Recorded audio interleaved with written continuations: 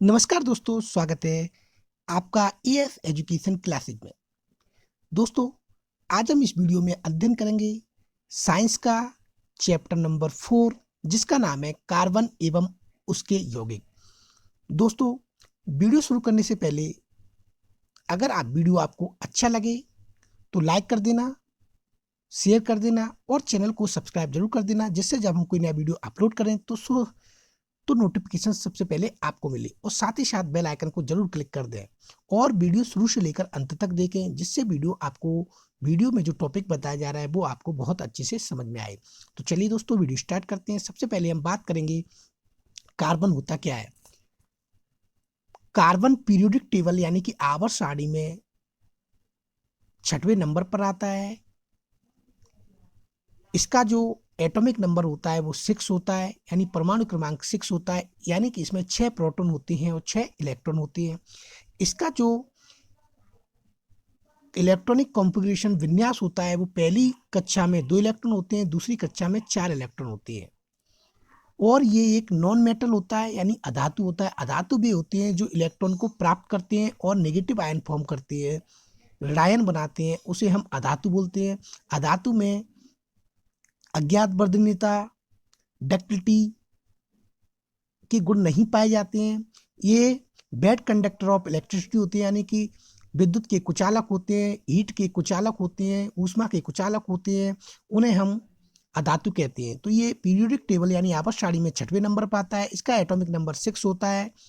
इसकी जो बैलेंसी होती है वो होती है 4+, यानी कि इसकी बैलेंसी 4 होती है, क्योंकि इसके आउटर मोस्ट शेल में 4 इलेक्ट्रॉन होते हैं। पहली सेल में 2 होते हैं, दूसरी में 4 होते हैं, इसलिए इसकी बैलेंसी 4 होती है। बैलेंसी का मतलब होता है कि ये 4 नए एटम से या ग्रुप से बन सकता है, उनको जोड़ सकता है।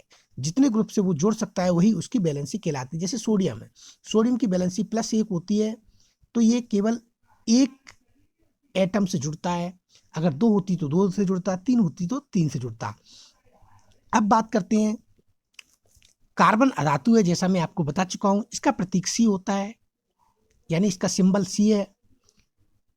अर्थ की जो क्रस्ट होती है, अर्थ की पृथ्वी की जो सबसे बाहरी परत होती है, जिसे भूप्रपट्टी बोलते हैं, इंग्लिश में से क्रस्ट बोलते हैं, उसमें कार्बन 0.02% के रूप में पाया जाता है, खनिज के रूप में पाया जाता है, यानी मिनरल्स के रूप में। तथा एटमॉस्फेयर यानी कि वायुमंडल में कार्बन डाइऑक्साइड का जो परसेंट है वो 0.03% उपस्थित है। CO2 का जो इन्वायरमेंट में परसेंट है वो 0.03% होता है। और सबसे ज़्यादा जो गैस वायुमंडल में उपस्थित रहती है वो नाइट्रोजन होती है, 78%। उसके बाद ऑक्सीजन होती है, वो 21% होती है। जब इसकी एग्जैक्ट वैल्यू होती है वो 20.90% होती है, बट हम इसको 21% मान लेते हैं। उसके बाद 1% ऑक्सीजन वगैरह, 1% आर्गन, नियॉन वगैरह ये सब गैसें होती हैं, वाष्प वगैरह ये होती हैं।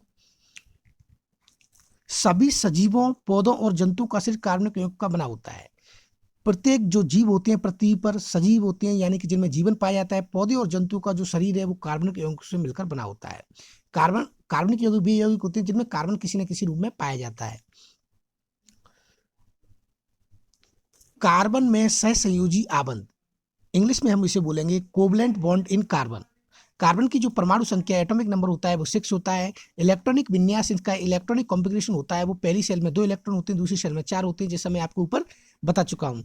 इसको जो कार्बन उत्कृष्ट गैस विन्यास प्राप्त करने की इसको 4 इलेक्ट्रॉन की आवश्यकता होती है, यानी कि बाहरी सेल में अगर 4 इलेक्ट्रॉन है तो इसको 8 इलेक्ट्रॉन पूरा करने के लिए प्रत्येक एलिमेंट चाहता है कि उसके बाहरी सेल में 8 इलेक्ट्रॉन पूरे हो जाए, यानी कि वो उत्कृष्ट गैस विन्यास प्राप्त कर ले। लेकिन इसको 4 इलेक्ट्रॉन इसको प्राप्त करना कठिन होता है और 4 इलेक्ट्रॉन ये इसको देना भी कठिन होता है। कार्बन चतुस्संयोजकी है, यानी कि इसकी संयोजकता 4 होती है, बैलेंसी 4 होती है। कार्बन ना तो 4 इलेक्ट्रॉन खोकर C4+ धनायन और न ही 4 इलेक्ट्रॉन प्राप्त कर C4- ऋणायन आबंध बनाता है, यानी कि ना तो ये 4 इलेक्ट्रॉन किसी को दे सकता है और ना ही ये 4 इलेक्ट्रॉन किसी से ग्रहण कर सकता है। 4 अतिरिक्त इलेक्ट्रॉन को धारण करना कार्बन के लिए अत्यंत कठिन है, यानी कि अगर ये किसी से 4 इलेक्ट्रॉन प्राप्त करता है तो इसके लिए बहुत ही डिफिकल्ट है, क्योंकि इसका जो न्यूक्लियस होता है कार्बन का वो बहुत ही छोटा होता है। कार्बन द्वारा 4 इलेक्ट्रॉन खोने के लिए अत्यधिक ऊर्जा की आवश्यकता होती है। अगर ये 4 इलेक्ट्रॉन खोएगा तो इसको बहुत हाई एनर्जी की आवश्यकता होती है, अतिरिक्त ऊर्जा की आवश्यकता होती है। इसलिए कार्बन अपने अन्य परमाणु अथवा अन्य तत्वों के परमाणुओं के इलेक्ट्रॉन के साथ साझेदारी करके आबंध बनाता है। यानी कि कार्बन अपने अन्य परमाणु किसी और परमाणु के या अन्य तत्व के परमाणुओं के इलेक्ट्रॉनों के साथ, उनके जो इलेक्ट्रॉन है उनके साथ साझेदारी करता है और आबंध बनाता है। जब इलेक्ट्रॉन की साझेदारी करता है और बंध बनाता है तो ऐसे बंध को हम बोलते हैं सहसंयोजी बंध। इंग्लिश में हम इसे कोवलेंट बॉन्ड बोलते हैं और हिंदी में बोलते हैं सहसंयोजी बंध। सहसंयोजी बंध यानी कि इलेक्ट्रॉनों की जो साझेदारी से जो बंध बनता है उसे हम सहसंयोजी बंध बोलते हैं। यानी सह का मतलब साथ साथ, दोनों का जो भागीदारी होती है इलेक्ट्रॉन की, वो दोनों की भागीदारी होती है, इसलिए इसको सहसंयोजी बंध बोलते हैं। इंग्लिश में इसे कोवलेंट बॉन्ड बोलते हैं। एक ही प्रकार या विभिन्न प्रकार के परमाणुओं के इलेक्ट्रॉन की साझेदारी से बने आबंध को सहसंयोजी आबंध बोलते हैं, यानी कोवलेंट बॉन्ड बोलते हैं। एक ही प्रकार हो या विभिन्न प्रकार के एटम्स हो, परमाणु हो। कार्बन के अतिरिक्त परमाणु हाइड्रोजन, ऑक्सीजन, नाइट्रोजन और क्लोरीन भी इलेक्ट्रॉनों की साझेदारी से आबंध बनाते हैं। कार्बन कार्बन तो बनाता ही है, लेकिन इसके अतिरिक्त हाइड्रोजन है, ऑक्सीजन है, नाइट्रोजन है, क्लोरीन भी इलेक्ट्रॉन की जो साझेदारी है उससे बॉन्ड बनाते हैं, जिसे हम कोवलेंट बॉन्ड बोलते हैं। उदाहरण के लिए हम लेते हैं हाइड्रोजन। हाइड्रोजन H2, हाइड्रोजन के पास एक प्रोटॉन होता है, इसके पास इलेक्ट्रॉन नहीं होता है, केवल प्रोटॉन होता है। अब हाइड्रोजन का एक प्रोटॉन, इसका एक प्रोटॉन, दोनों जब मिल जाते हैं, यानी कि इसका एक इलेक्ट्रॉन, हाइड्रोजन पे एक इलेक्ट्रॉन होता है, इसका एक इलेक्ट्रॉन, दोनों की इलेक्ट्रॉन जब साझेदारी हो जाती है दोनों इलेक्ट्रॉनों की तो बंध बन जाता है। इसे हम बोलते हैं कोवलेंट बॉन्ड, सहसंयोजी बंध। इलेक्ट्रॉनों की जो साझेदारी से जो बंध बनता है उसे हम सहसंयोजी बंध बोलते हैं। यानी कि इसका एक इलेक्ट्रॉन और इसका एक इलेक्ट्रॉन जब दोनों की साझेदारी होती है तो इसे बोलते हैं हम सहसंयोजी बंध, कोवलेंट बॉन्ड, साझेदारी इलेक्ट्रॉन का जोड़ा। उसी प्रकार ऑक्सीजन देखते हैं हम। ऑक्सीजन का जो एटॉमिक नंबर होता है वो 8 होता है, यानी कि इसकी बाहरी कक्षा में 6 इलेक्ट्रॉन होते हैं। पहली कक्षा में 2, दूसरी कक्षा में 6 इलेक्ट्रॉन होते हैं। इसमें 6 इलेक्ट्रॉन, इसमें 6 इलेक्ट्रॉन। जब इसके दो दो इलेक्ट्रॉन दोनों के मिलकर के बंध बनाते हैं, जैसा कि आप चित्र में देख सकते हो, दो दो इलेक्ट्रॉन मिलकर के बंध बना रहे हैं, साझेदारी इलेक्ट्रॉन के दो जोड़े हैं, तो इनके बीच में डबल बॉन्ड बन जाता है। क्योंकि इलेक्ट्रॉन की दो जोड़े हैं तो डबल बॉन्ड, अगर एक जोड़ा होता तो सिंगल बॉन्ड। सिंगल बॉन्ड ज्यादा स्ट्रॉन्ग होता है बजाय डबल बॉन्ड की। अब बात करते हैं हम नाइट्रोजन की। नाइट्रोजन का जो एटॉमिक नंबर होता है वो 7 होता है, यानी इसकी बाहरी कक्षा में 2 और 5 इलेक्ट्रॉन होते हैं। इसमें 5 इलेक्ट्रॉन है बाहरी। जब ये इलेक्ट्रॉन की साझेदारी करता है तो 3 पेयर ऑफ इलेक्ट्रॉन की साझेदारी होती है, 3 जोड़ी इलेक्ट्रॉन की साझेदारी होती है, जैसे आप देख सकते हो 1 2 3, और इस पर ट्रिपल बॉन्ड बनता है, जैसे आप देख सकते हो ट्रिपल बॉन्ड, साझेदारी इलेक्ट्रॉन के 3 जोड़े। अब बात करते हैं वाटर के मॉलिक्यूल की, पानी के मॉलिक्यूल की, H2O की। तो हाइड्रोजन का आप जानते हो 1 इलेक्ट्रॉन होता है, ऑक्सीजन पे बाहरी कक्षा में 6 इलेक्ट्रॉन होते हैं, हाइड्रोजन पे 1 होता है। तो ये साझेदारी जब उनकी होती है तो हाइड्रोजन की 2 आप देख सकते हो, ऑक्सीजन का 1, तो इसे हम बोलते हैं सहसंयोजी आबंध, कोवलेंट बॉन्ड। जैसे आप चित्र में देख सकते हो, इसका एक इलेक्ट्रॉन, इसका एक इलेक्ट्रॉन, ये बन गया बॉन्ड, ये बन गया बॉन्ड, HOH, सिंगल बॉन्ड। इस प्रकार जल का अणु बनता है।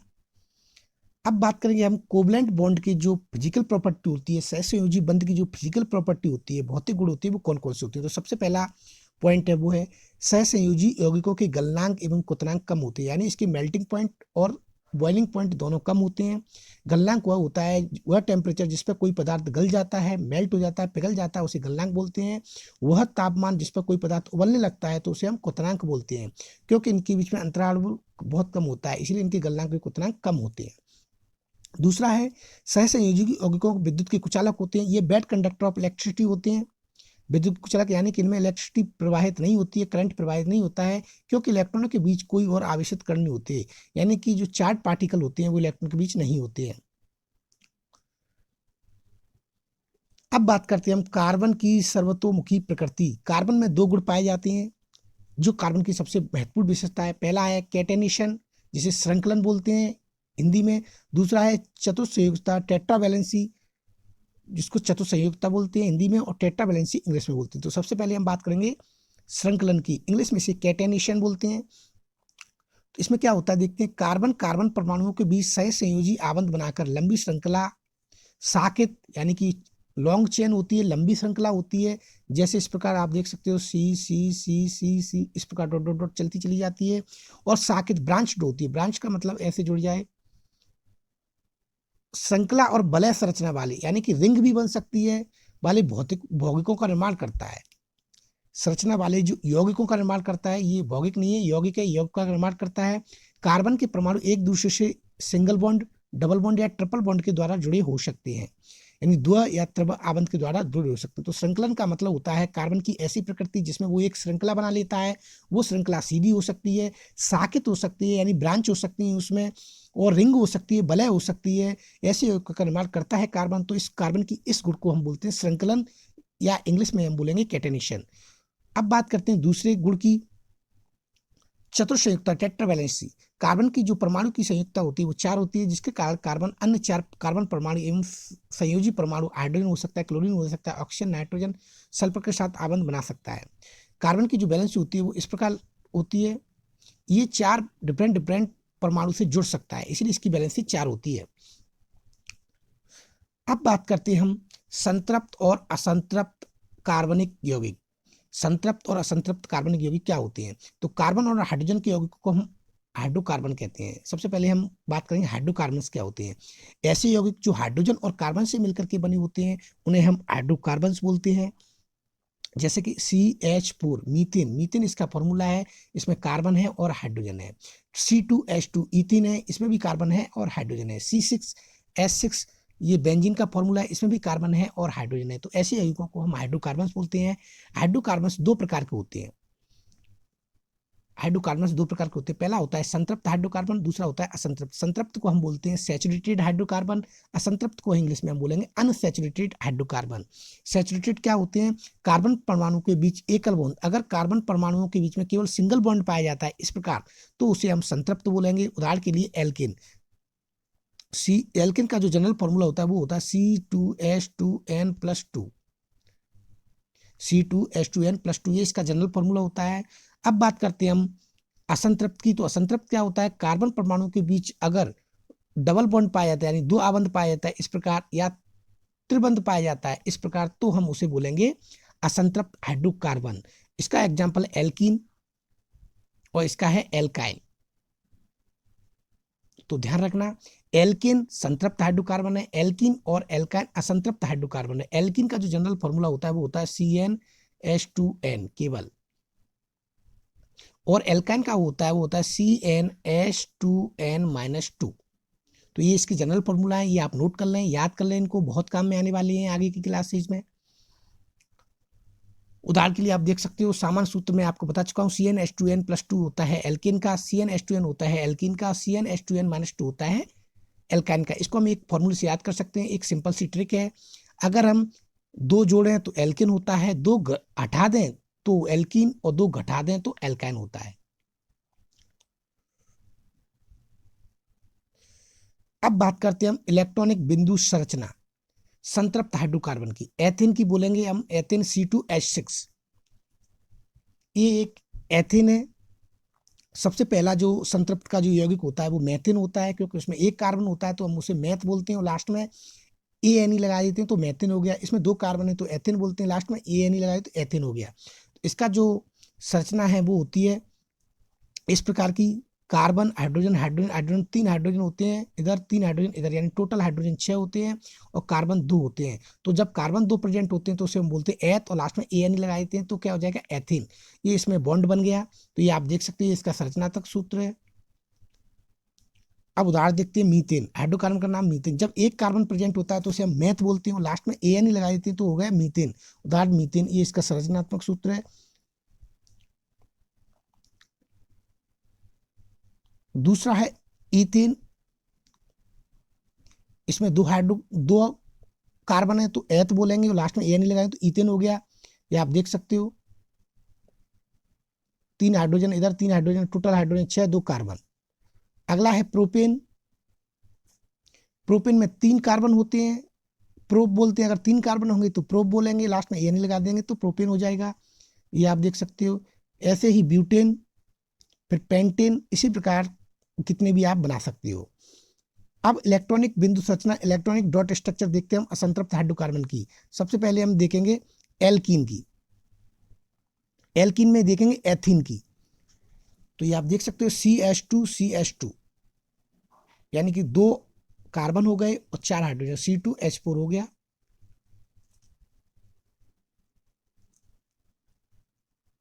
C2H4। उसी प्रकार एल्काइन यानी इथाइन की C2H2 होता है। तो ये आप देख सकते हो, ये इसकी संरचना है। ये इसमें डबल बॉन्ड है, इसमें ट्रिपल बॉन्ड है। तो ऐसे यौगिक जिनमें डबल बॉन्ड और ट्रिपल बॉन्ड पाया जाता है उन्हें हम असंतृप्त हाइड्रोकार्बन बोलते हैं, अनसैचुरेटेड। उदाहरण देख सकते हो एथीन का C2H4, जैसे आप बता चुके हो। प्रोपीन का इस प्रकार है, प्रोपीन में 3 कार्बन है, 1 2 3, और 6 हाइड्रोजन है, 1 2 3 4 5 6 हाइड्रोजन है। उसी प्रकार ब्यूटीन में, ब्यूटीन में 4 कार्बन है, 1 2 3 4, और 8 हाइड्रोजन है, 4 4 8।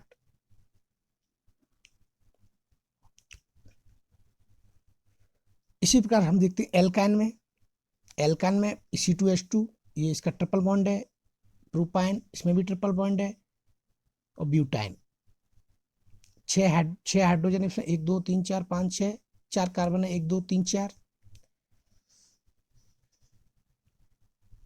अब हम देखते हैं संरचना के आधार पर हाइड्रोकार्बन। तो पहले है सीधी श्रृंखला, जिसमें सीधी श्रृंखला हो, जैसे आप देख सकते हो सीधी श्रृंखला वाले हाइड्रोजन का हाइड्रोकार्बन। उदाहरण प्रोपेन, 3 कार्बन 8 हाइड्रोजन, 3 कार्बन, ये हो गए सीधी श्रृंखला में। और 8 हाइड्रोजन, 3 ऊपर 3 नीचे, 2 साइड में। दूसरा होता है शाखित श्रृंखला, यानी कि शाखाएं हो उसमें, जैसे आप देख सकते हो ये शाखा है, इधर ये शाखा है। पेंटेन का संरचनात्मक सूत्र ये देख लो, ये रहा शाखाएं वाला, आप डायग्राम में देख सकते हो। अगर आपको समझ में नहीं आए तो आप कमेंट बॉक्स में अपना क्वेश्चन पूछ सकते हैं, जिसका जवाब हम वीडियो के तुरंत बाद जरूर देंगे। ये रहा, ये भी शाखित है, ब्रांच्ड है।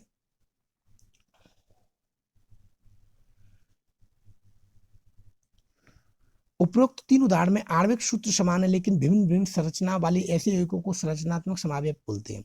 यानी कि उनके आणविक सूत्र, मॉलिक्यूलर फॉर्मूला तो समान हो, लेकिन उनकी संरचनाएं वो अलग अलग हो, ऐसे को हम बोलते हैं संरचनात्मक समावेशी, आइसोमर्स इंग्लिश में बोलते हैं।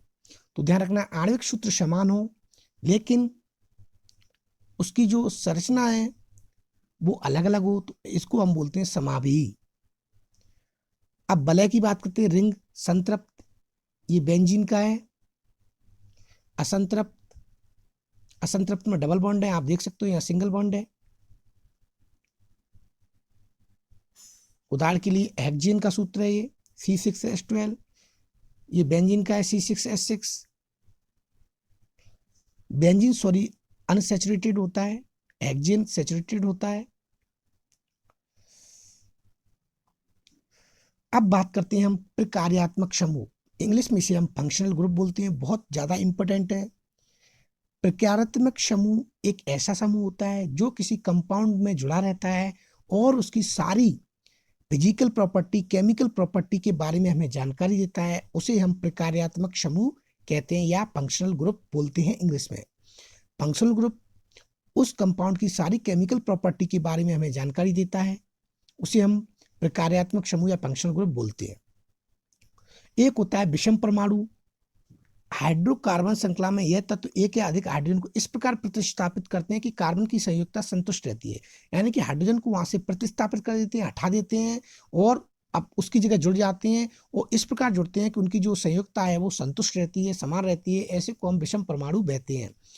दूसरा है यह परमाणु, विषम परमाणु या विभिन्न परमाणु का समूह जो कार्बन यौगिकों की अभिक्रियाशीलता तथा विशिष्ट गुण प्रदान करते हैं, उन्हें प्रकार्यात्मक समूह या फंक्शनल ग्रुप बोलते हैं। क्रियात्मक समूह भी बोलते हैं इसको, फंक्शनल ग्रुप इंग्लिश में बोलती है। उदाहरण के लिए क्लोरीन ब्रोमीन, ये विषम परमाणु है, इसको हम बोलेंगे हेलो, हेलो बोल सकते हैं जनरली इसको, लेकिन अगर Cl जुड़ा है तो क्लोरो, Br जुड़ा है यानी ब्रोमो, ये इसके फंक्शनल ग्रुप है ClBr OH एल्कोहल को बोलते हैं। एल्कोहल का जो फंक्शनल ग्रुप होता है वो OH होता है। एल्डिहाइड का CH होता है। कीटोन का C डबल बॉन्ड होता है। कार्बोक्सिलिक एसिड का COOH होता है।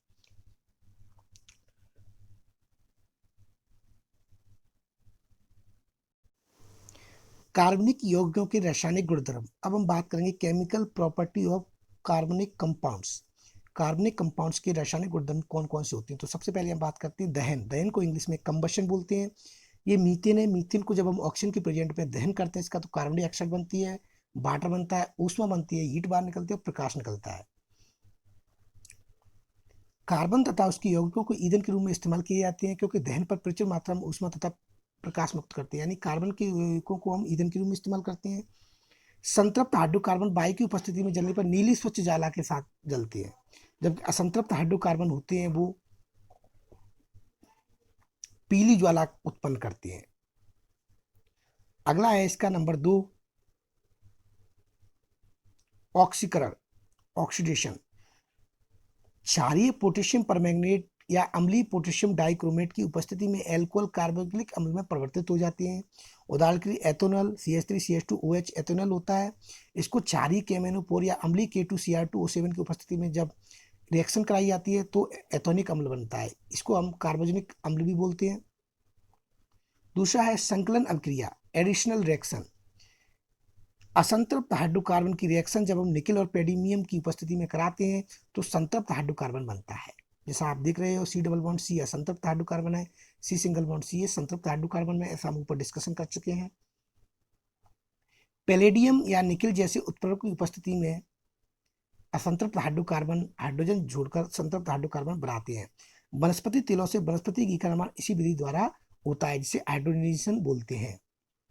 अब है अगली प्रतिस्थापन अभिक्रिया। CH4 मीथेन की क्लोरीन के साथ रिएक्शन कराई जाती है सूर्य के प्रकाश की उपस्थिति में तो मेथिल क्लोराइड बनता है और HCl बाहर निकलता है। इसमें से एक हाइड्रोजन प्रतिस्थापित हो जाता है, क्लोरीन जुड़ता है और HCl बन जाता है। अब बात करते हैं कुछ महत्वपूर्ण कार्बनिक यौगिक, एथेनॉल और एथोनिक एसिड। एथेनॉल के भौतिक गुणधर्म, physical property of ethanol. Ethanol जिसका यूज हम बेवरेज में करते हैं तो यह रंगीन, गंधहीन, जलने वाला होता है, जल में घुलनशील होता है, वाष्पशील द्रव होता है जिसका क्वथनांक 351 केल्विन होता है, न्यूट्रल प्रकृति, उदासीन प्रकृति होती है इसकी। रासायनिक गुणधर्म देखते हैं इसके। सोडियम के साथ ये रिएक्शन करता है तो सोडियम एथॉक्साइड बनाता है। हाइड्रोजन गैस की उपस्थिति से एथेनॉल की जांच इस प्रक्रिया द्वारा की जा सकती है। दूसरा है निर्जलीकरण, डिहाइड्रेशन। इसमें क्या होता है, वाटर बाहर निकलता है। निर्जलीकरण का मतलब होता है जिसमें पानी का मॉलिक्यूल बाहर निकलता है। ये एथिल अल्कोहल की रिएक्शन सांद्र सल्फ्यूरिक अम्ल की उपस्थिति में कराई जाती है तो एथीन बनता है, यानी असंतृप्त हाइड्रोकार्बन बनता है और वाटर बाहर निकल जाता है। एथोनिक एसिड, एसिटिक अम्ल की भौतिक गुणधर्म। एसिटिक एसिड को हम, इसका जो IUPAC नेम है वो है एथोनिक एसिड। यह रंगहीन द्रव होता है, स्वाद में खट्टा होता है, सिरके जैसी गंध आती है। क्वथनांक इसका 391 केल्विन होता है। शुद्ध एथोनिक अम्ल शीतलन करने पर बर्फ की तरह जम जाता है, इसलिए इसे ग्लेशियल एसिटिक एसिड बोलती है। जब शुद्ध प्योर एथोनिक एसिड होता है उसे जब ठंडा करने पर बिल्कुल बर्फ की तरह चमकता है, जिसे हम ग्लेशियल एसिटिक एसिड बोलते हैं। बहुत अच्छा क्वेश्चन है, इंपोर्टेंट क्वेश्चन है, नोट कर लें आप। अब इसके देखते हैं रासायनिक गुणधर्म, केमिकल प्रॉपर्टी। एस्टरीकरण अभिक्रिया बहुत इंपॉर्टेंट है। एथोनिक अम्ल की रिएक्शन जब एथेनॉल के साथ कराई जाती है H2SO4 की उपस्थिति में तो एस्टर बनते हैं जिसमें फलों जैसी, मीठे फलों जैसी खुशबू आती है, इसीलिए इसको एस्टर बनते हैं, इसीलिए इसको एस्टरीफिकेशन रिएक्शन बोलते हैं इंग्लिश में, जबकि हिंदी में एस्टरीकरण अभिक्रिया बोलते हैं। अगला है साबुनीकरण, शॉर्पनिफिकेशन। इसकी जब कीटोन की रिएक्शन सोडियम हाइड्रोक्साइड से कराई जाती है तो CH3COO बनता है और मेथिल अल्कोहल बनता है, एथिल अल्कोहल। इस विधि से साबुन तैयार किए जाते हैं। जिस विधि से साबुन तैयार किए जाते हैं उसे हम सैपोनिफिकेशन कहते हैं। क्षार से अभिक्रिया, NaOH की रिएक्शन जब एसिटिक एसिड के साथ कराई जाती है तो सोडियम एसिटेट बनता है और पानी बाहर निकलता है, इसे हम साबुनीकरण कहते हैं।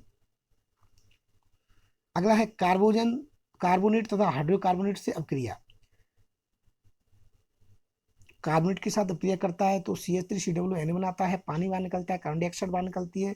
एसिडिक एसिड जब सोडियम बाइकार्बोनेट के साथ रिएक्शन करता है तो सोडियम एसिटेट बनता है, पानी बाहर निकलता है, कार्बन डाइऑक्साइड बाहर निकलती है। अब बात करते हैं हम साबुन और अपमार्जक। साबुन क्या होते हैं, अपमार्जक क्या होते हैं? साबुन लंबी श्रृंखला वाले कार्बोक्सिलिक अम्लों के सोडियम पोटेशियम लवण होते हैं। ध्यान रखना, साबुन लंबी श्रृंखला वाले कार्बोक्सिलिक एसिड्स के सोडियम और पोटेशियम सॉल्ट होते हैं। कार्बोक्सिलिक एसिड में जब सोडियम पोटेशियम होता है, ये इसका जनरल फॉर्मूला होता है C17H25COONA। ये कार्बोक्सिलिक एसिड के सोडियम और पोटेशियम सॉल्ट होते हैं। साबुन केवल मृत जल में सफाई क्या करते हैं? सॉफ्ट वाटर होता है उसमें साबुन सफाई करते हैं, हार्ड वाटर में सफाई नहीं करते हैं, कठोर वाटर में सफाई नहीं कर पाते हैं। अपमार्जक होते हैं वो मृद जल एवं कठोर जल दोनों में सफाई करते हैं। ये लंबी श्रृंखला वाले कार्बोक्सिलिक अम्लों के अमोनियम या सल्फोनेट लवण होते हैं। ये सोडियम या पोटेशियम लवण होते हैं, ये अमोनियम या सल्फोनेट लवण होते हैं। साबुन का जो मॉलिक्यूल होता है वो जल रागिश्रा होता है, आयनिक भाग होता है इसका, वो जल रागी होता है, ये ऊपर वाला हेड। और जो जल विरागी होता है, जो जल के प्रति आकर्षण नहीं रखता है, वो जल विरागी होता है, वो हाइड्रोकार्बन वाला श्रृंखला वाला भाग होता है। साबुन अणु की जो संरचना होती है, साबुन की सफाई की प्रक्रिया होती है, ये तेली होते हैं। जल विरागी तेल में घुल जाता है, जो जल के प्रति आकर्षण नहीं रखता है वो तेल में घुल जाता है, और जल रागी सिरा चारों तरफ पानी से गिर जाता है, जिससे मिशेली स्ट्रक्चर बोलती है। आप देख सकते हो तेल की बूंदे बीच में, ऊपर आयनिक भाग है ये वाला,